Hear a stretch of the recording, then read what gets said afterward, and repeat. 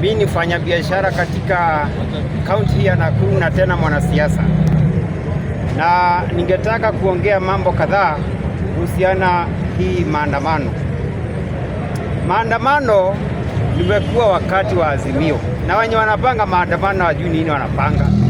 Hii ni kusabaratisha mambo ya town, na maandamano inaletaga madhara mengi sana kwa biashara za town. Hivi juzi tuliona matatu, hakukuwa na matatu. Wamama wa vibanda walikuwa wanapeleka chakula nyumbani, chakula inaganda, wanapika leo inaganda, leo inaganda kesho. Watu wa matatu nao, matatu zao zilikuwa zinapigiwa munanda, zinapigwa auction. Sasa mtu mwingine sijui ametoka wapi, amelipwa na nani, ati anaongea mambo ya maandamano. Anaelewa maandamano ni nini?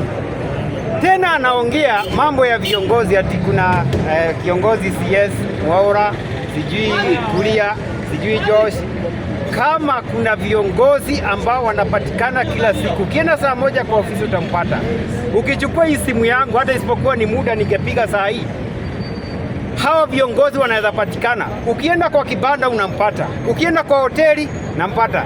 Hata nilishangaa juzi chairman wa board ya municipal ati nampata huku kwa barabara na hana security. Hawa ni viongozi ambao wanashikana na wananchi moja kwa moja.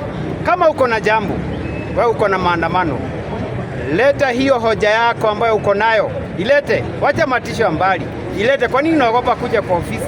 Nani amekufukuza kwa ofisi? Kuja, leta hiyo hoja, isikizwe. Kama ni ya maana itarekebishwa, lakini kama ni siasa ndogo ndogo, kama umechotewa kidogo kidogo, usivuruge amani ya hapa town, sababu biashara zetu tunataka zisimame, na venye tuna amani hatutaki mtu kuja kukoroga sisi hapa. Kwa hivyo we kama unataka maandamano, we tutakupea pale, kuna uwanja inaitwa Furaha, enda na hapo urukaruke, jioni uende nyumbani. Lakini kuja hapa town, tafadhali ndugu yangu, dada yangu, tafadhali enda kabisa na usikaribie hii town, sababu tunataka amani katika hii town yetu, na tutaki hiyo puzi ambayo mnaleta hapa. Asanteni. Na vijana tutaki